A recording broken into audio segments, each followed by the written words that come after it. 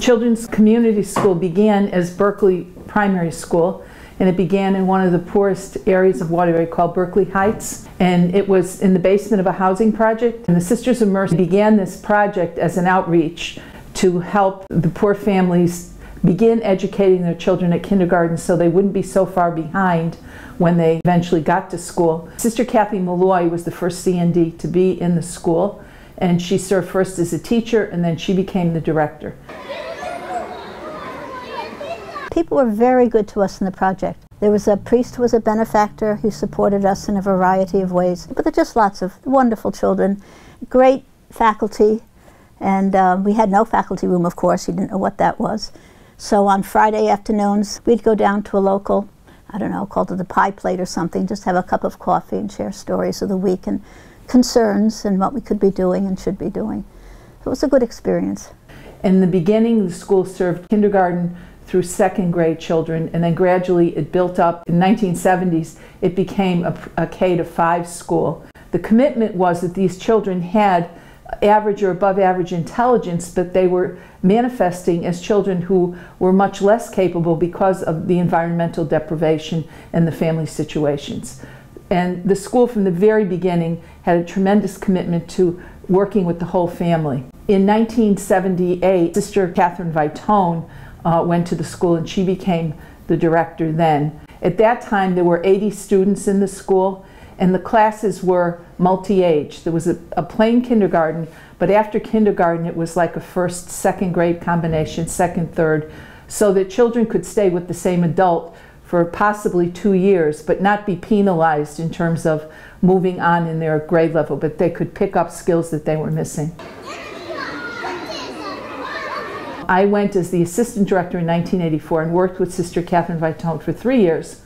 And then we developed a different model for the school and a development office because we needed to raise 98% of the budget every year. The tuition at that time was only $75 a student per year.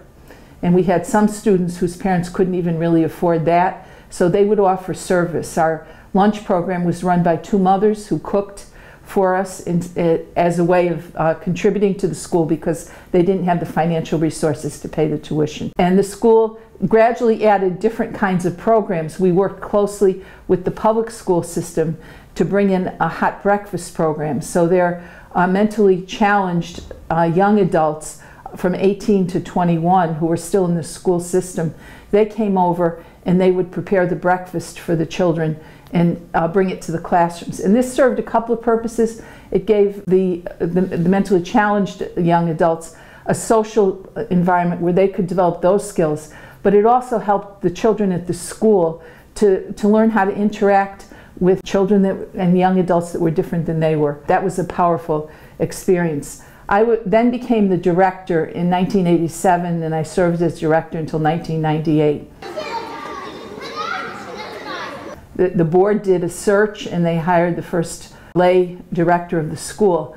The congregation has, since 1969, financially supported the school. Presently, Sister Patricia Ells serves on the board as an ex officio member representing the congregation. The school continues to outreach to many different populations. The first lay director was Patricia Emmons, who was a former CND, and the current executive director is Ellen Lynch, who's a CND associate. So we've maintained a presence, both a financial support, but also a personal presence through the membership on the board and through both former members and associates. 10 years ago, the school also added a preschool program. So now there are 3- and 4-year-olds at the school, and I think currently there are maybe 100 or 120 students.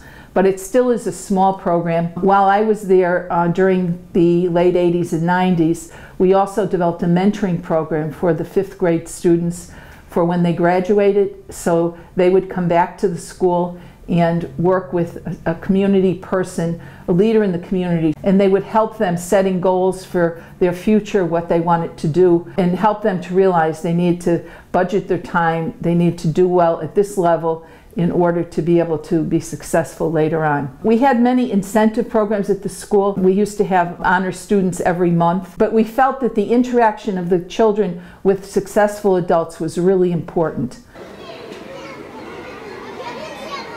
I think a lot of what the school did was it offered hope to the families and to the children.